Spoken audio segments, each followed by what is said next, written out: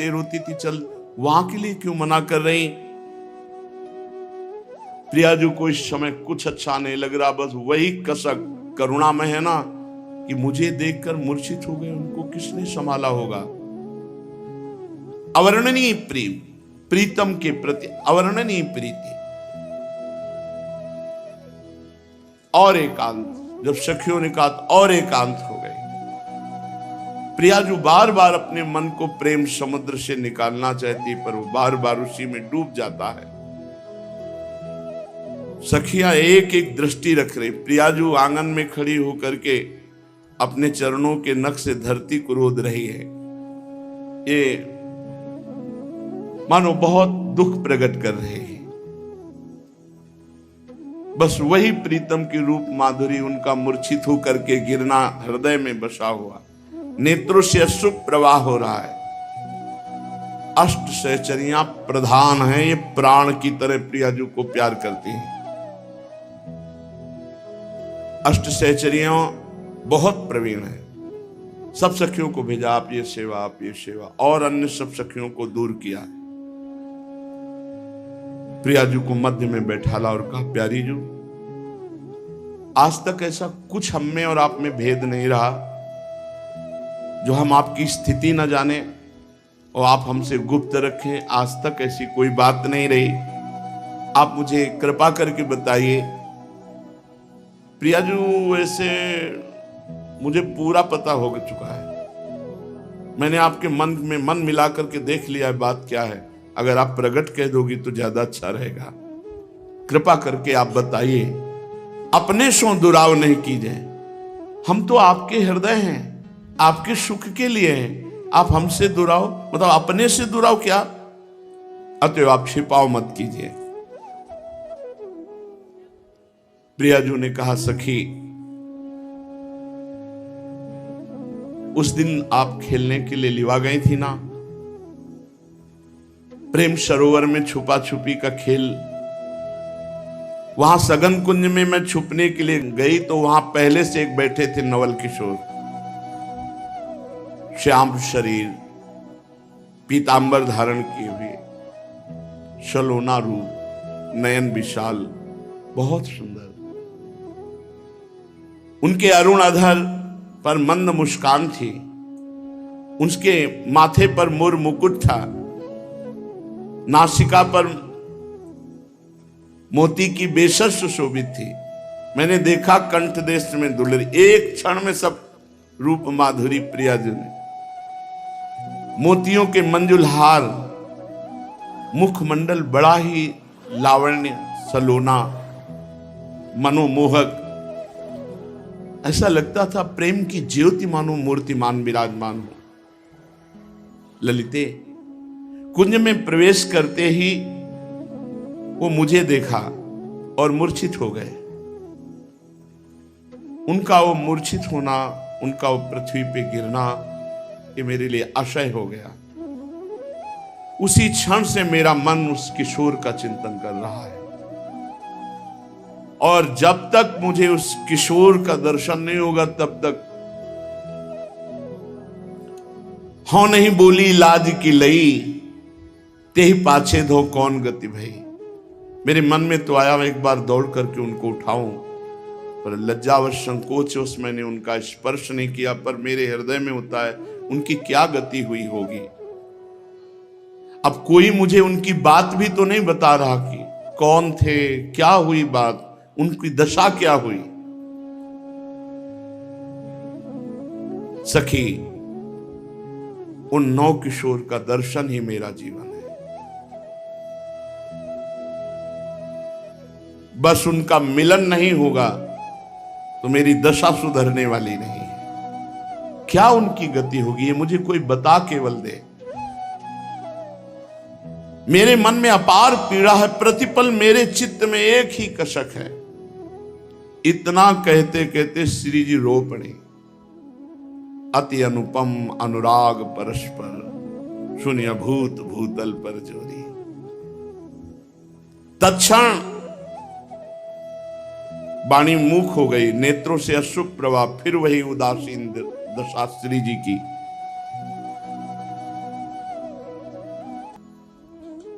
श्री ललिता जी ने कर कमल से श्री जी को पकड़ा और कहा, प्यारी जी विश्वास करो, आपका सुख ही मेरा सुख है। लाडली जी निश्चिंत हो जाओ, आप कह रही खबर मिल जाए, मैं नंद नंदन को यहां लाऊंगी और आपसे मिलाऊंगी और आप दोनों की विरह व्यथा को बीच से हटा दूंगी। मुस्कुराहट आ गई प्रिया जी। सहचरी मन आनंद भयो सुनत बचन अतिसार, प्रेम मगन आनंद भयो मिलवन नंद कुमार। प्यारी जी जे ही मुस्कुराई, सखी ने कहा चिंता मत करो, अभी गई और हर उपाय करके नंद नंदन को आपके पास लाऊंगी। बस निश्चय किया, युगल मिलन की मूर्तिमान रूप सहचरी आनंद में मगन होती हुई, और इनका एक ही कार्य था लालजू का, बस गांव से बाहर निकलकर एकांत कुंज में खड़े होकर बरसाने की तरफ देखना। रास्ते में ही देखा ललिता जी बरसाने की तरफ, जे भी देखा ये वही सखी है जिसने प्रिया जी का रूप। दौड़ पड़े लालजू, दौड़ पड़े। ललिता देख करके मुस्कुरा दी। हाँ, दोनों तरफ वही प्रेमाग्नि प्रकट है। बूझत सखी चतुर तब बाता, काहे मोहन हो कृष्ण गाता। क्या हो गया लालजू, आप बहुत दुबले हो गए, बहुत उदास दिखाई देते हो। पूरी बात सब बताई, तुम बता के गई थी ना, मैं गया वो रूप देखा, तब से प्रियाजू के दर्शन की विकलता है। ललिता एक किशोरी देखी, मनो रूप की सीमा पेखी। मैंने उन 9 युवतियों में जो एक किशोरी देखा, मानो रूप की सीमा। कौन भांति मुख की छव कहिए, चितवत सखी चित्र होए रही है। बस देखते रहो ऐसे। कहा कहो अंग अंग निकाई, छिनक माही लियो चित्त चुराई। मनो मोहिनी और ठगोरी, 3 लोक की करी कठोरी। और बस रूप कहत विवश भयो प्यारो, प्रेम नीर नैनन ते। प्रियाजू की रूप की चर्चा करते हुए आंखों से अश्रु प्रवाह। मेरे चित्त को चुरा लिया है नवल किशोरी जू ने। ललिताजू के चरणों में हाथ रखते हैं लालजू। यही उपाय है केवल प्रियाजू की प्राप्ति का। सखी की चरण रज, सखी के चरण वंदना, सखी को रिझा लेना। सखी रीझ गई, प्रियाजू मिल। हे श्रेष्ठ प्राण प्रिय हमारी सखी, हितैषी तुम हो, तुम्हारे चरण वंदना करते, जैसे लाडली जो मिले वो उपाय करो।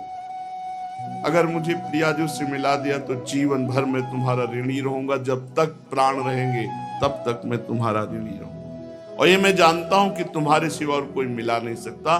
तुम ही एक ऐसी हिती हो जो नवल किशोरी जू से मिला सकती हो।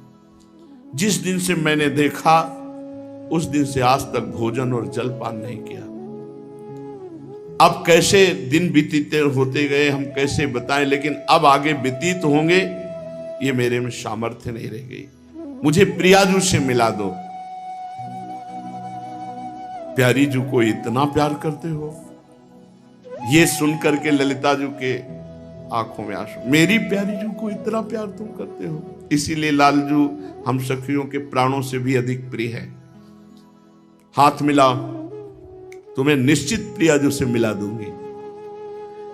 लालजू एकदम आनंद में मगन हो गए, गले से लगा, सच्ची मुझे प्रियाजू के दर्शन करा दोगे।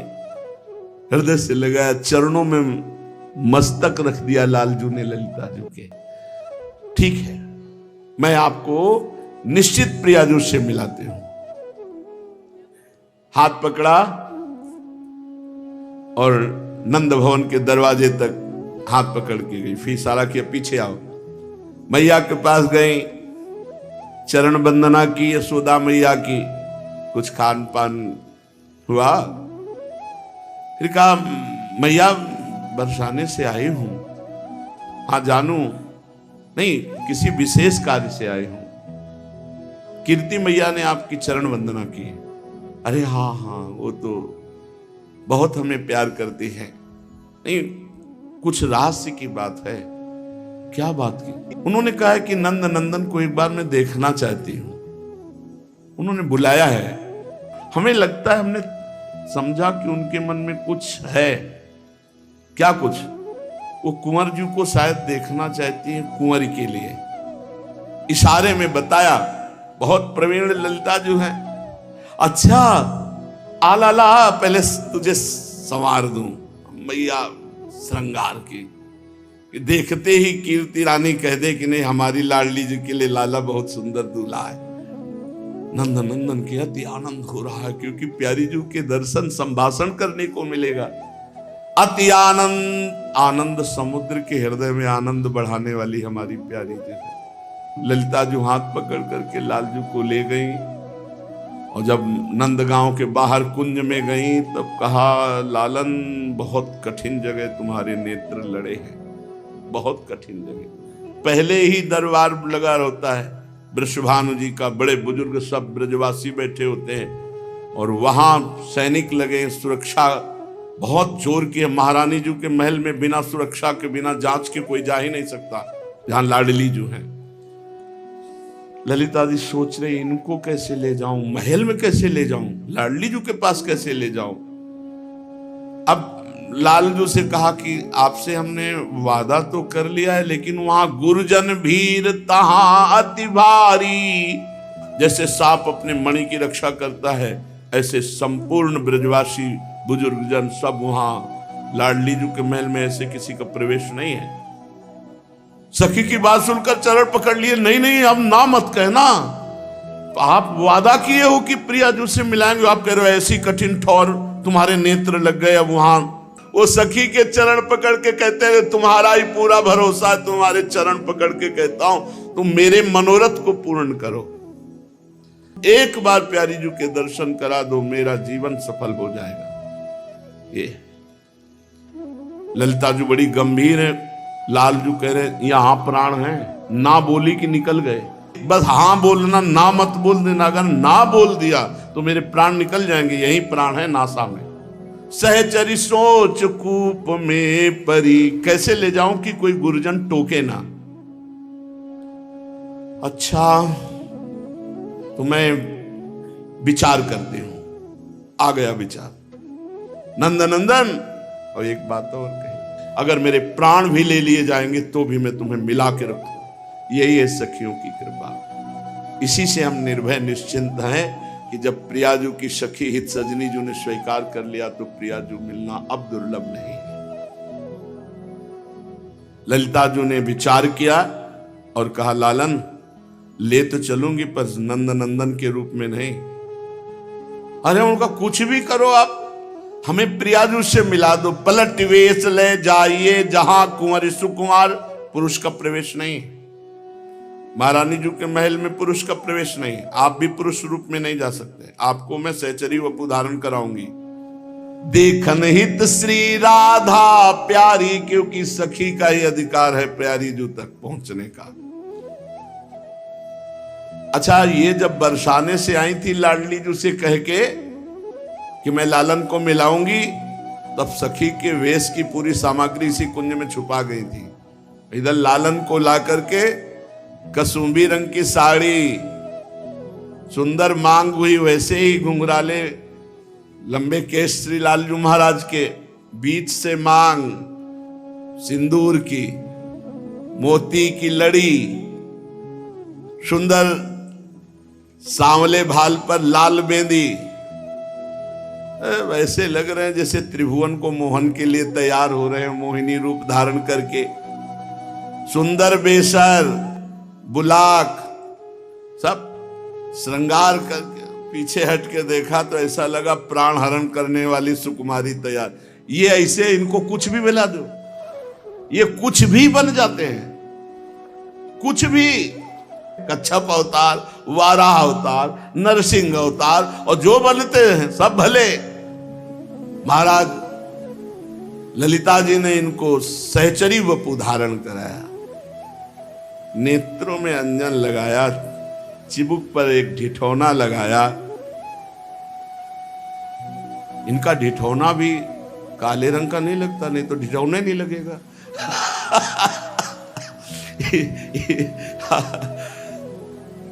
कंठ देश में कंचन के तारों से गुंफित मोतियों की दुलरी,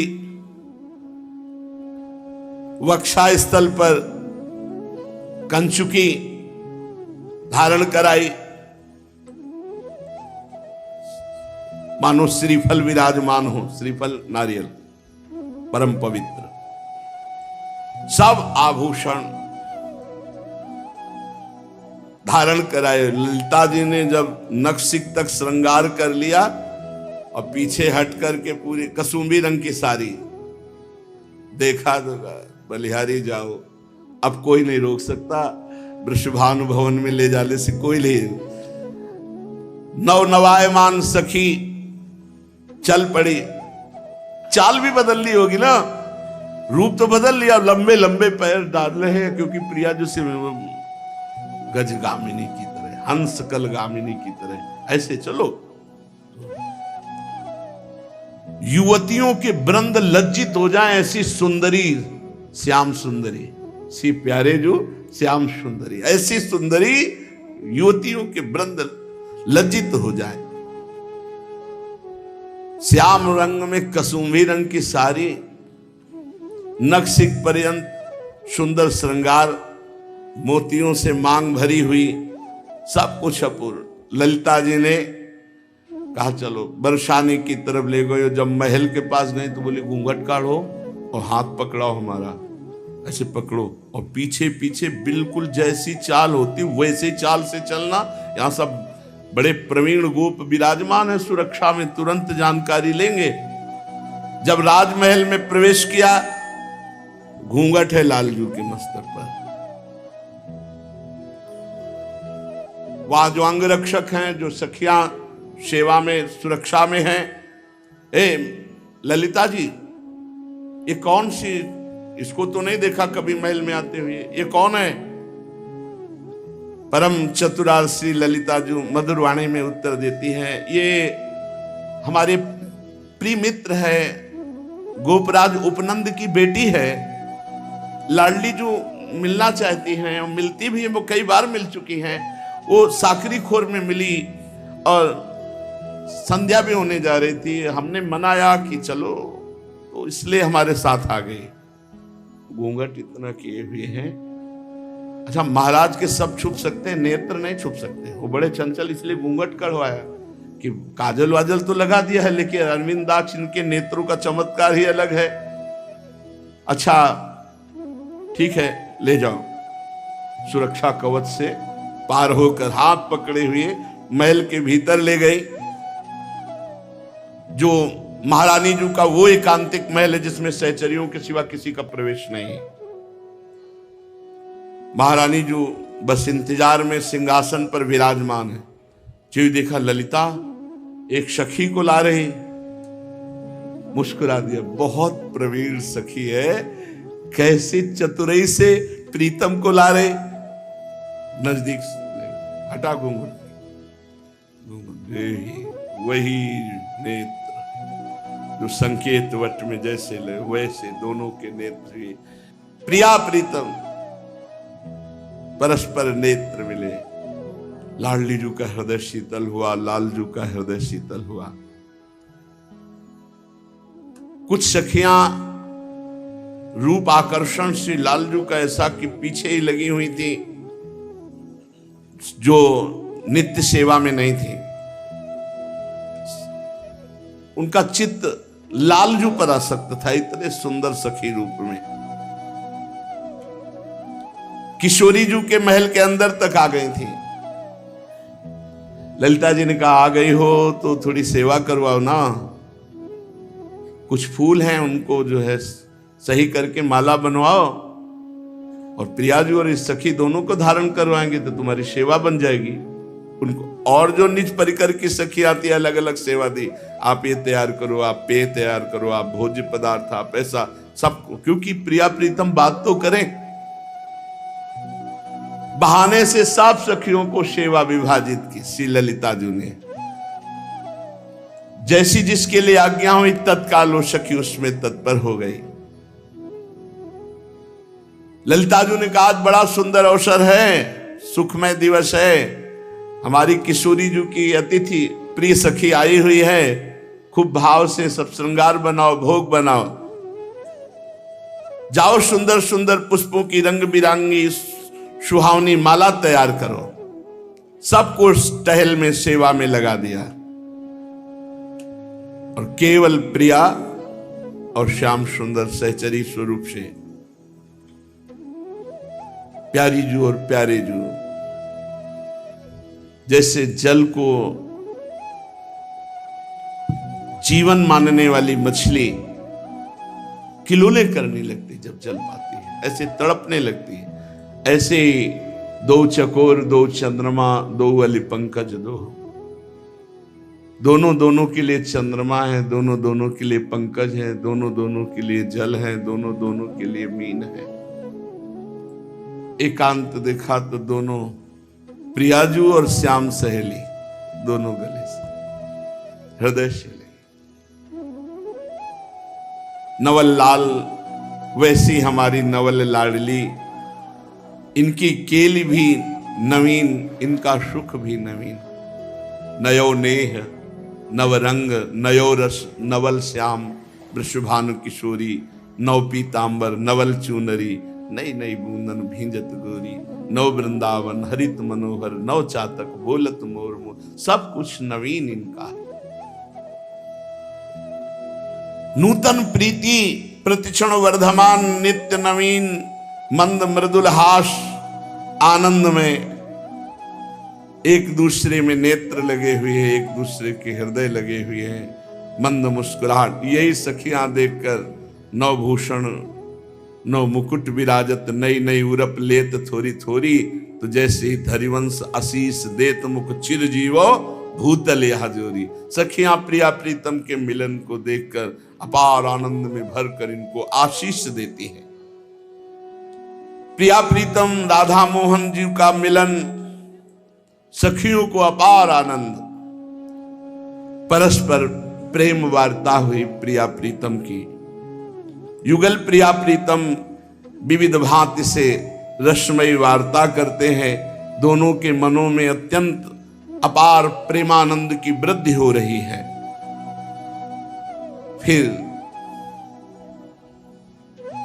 श्री लालजू महाराज सहचरी वपू उतार करके अपने स्वरूप में विराजमान हुए। प्रिया प्रीतम समस्त सखियां अतिशय आनंद को प्राप्त हो रही हैं। प्रेम पगी ललितादिक आई, अति आनंद न अंग समाई, शोभित शिथिल दुहुन के अंगा, निरखत सहचरी प्रेम भंगा। प्रिया प्रीतम प्रेम में शिथिल हैं और सहचरियां प्रिया प्रीतम के रूप दर्शन करके अत्यंत अभंग प्रेम में स्थित हैं।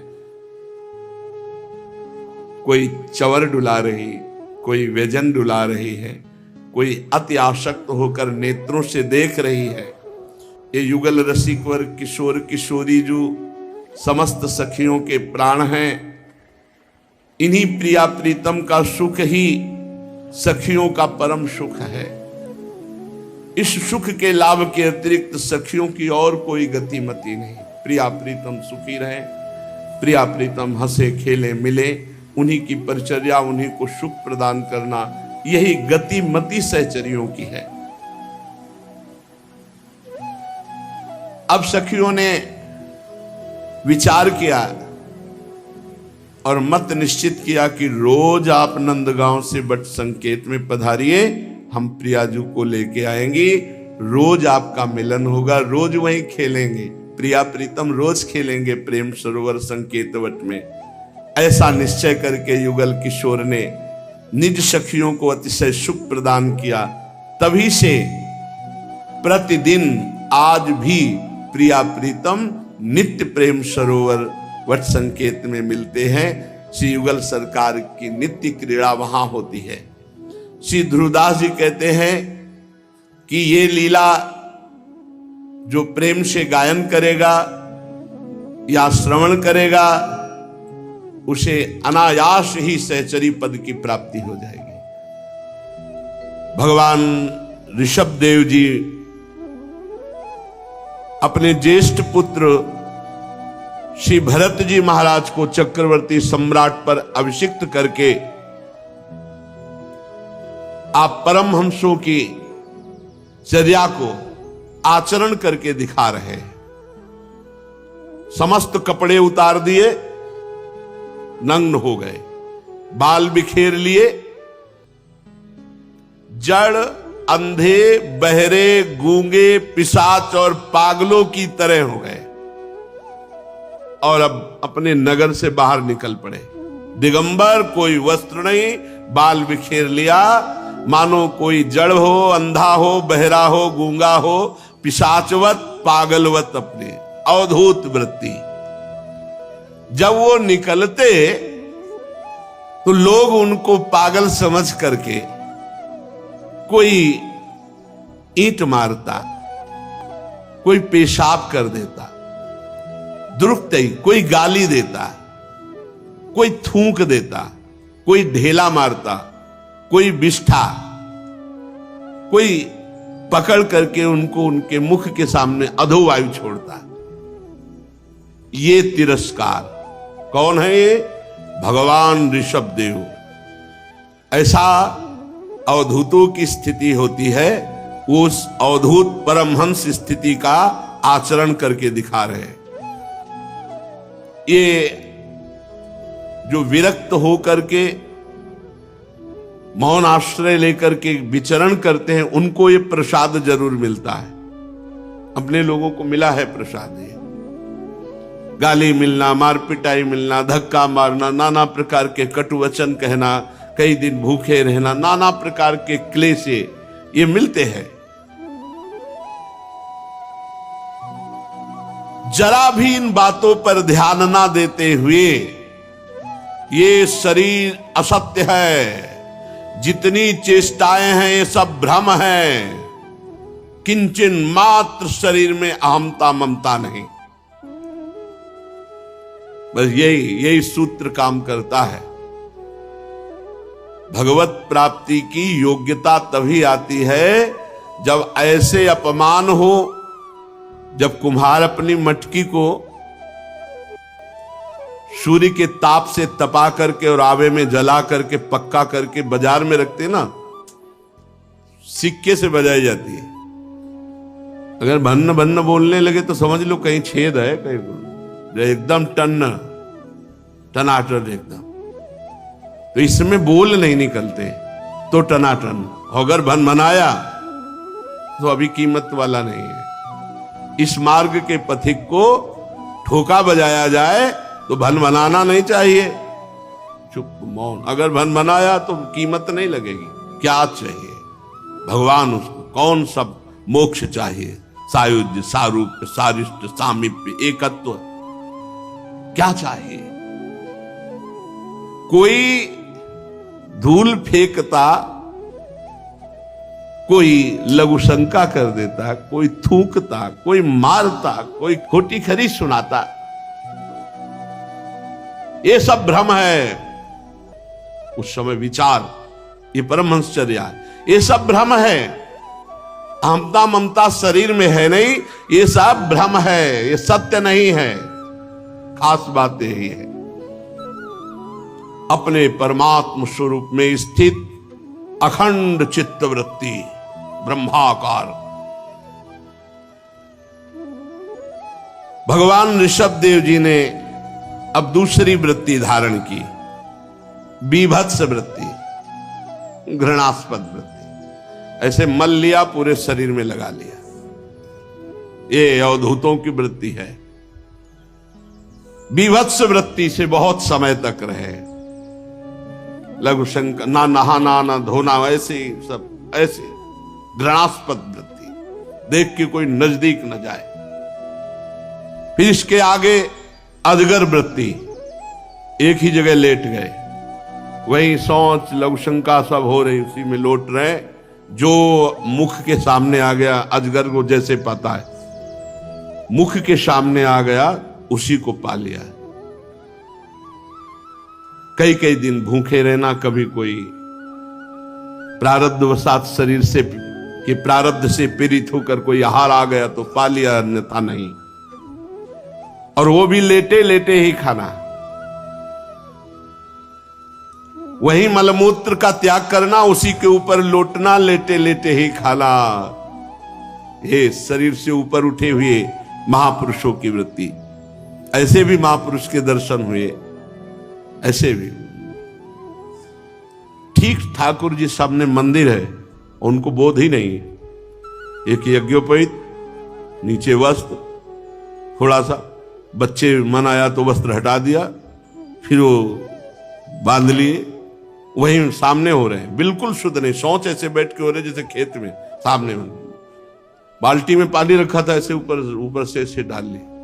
क्या स्थिति, हर समय भगवदाकार स्थिति, एक सेकंड के लिए भी कहीं दे स्थित, हजारों मच्छर पूरे शरीर में, कोई मतलब, तेजो में मुख कांति, हर समय वो भक्ति से अवधूत अवस्था को प्राप्त महापुरुष, हर समय नाम उनकी जिह्वा से निकला, हर समय बीच बीच में चीख पड़ते थे, इंद्र नीलमणि नीलमणि, प्रभु की तरफ चीख पड़ते थे।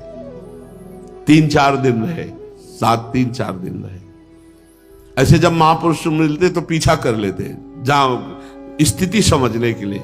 जैसे ब्रह्मलीन महापुरुष मिले तो पीछा कर लेते, 3-4 दिन रात दिन उन्हीं के साथ रहते। उसी मल में लौट करके पूरे शरीर को मल से सान लेते। लेकिन आश्चर्य की बात, ऋषभ देव जी महाराज जी के तस्य हा यह पुरीश सुरभि सौगंध वायुस्तम देशम 10 योजनम समन्तात सुरभिम चकार। 10 योजन तक उस मल की सुगंध जाती थी।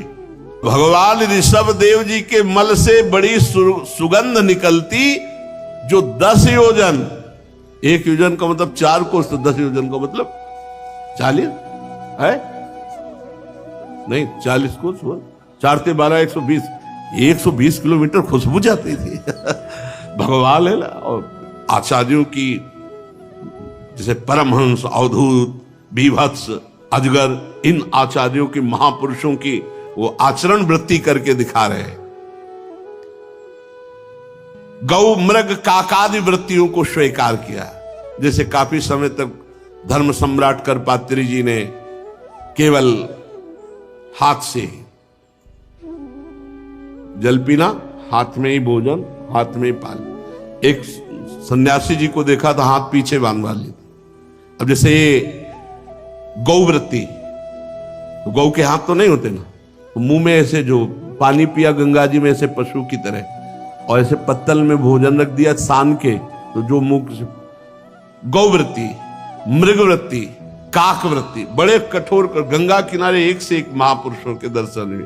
जब ये लगता कि हम ऐसे घूम रहे तपस्या में जीवंत, जब उनकी तपस्याएं देखते थे लगता कुछ नहीं है, हम जवान हैं, ये वयोवृद्ध हैं, कितनी कठोर तपस्या। तब और वैराग्य बढ़ता।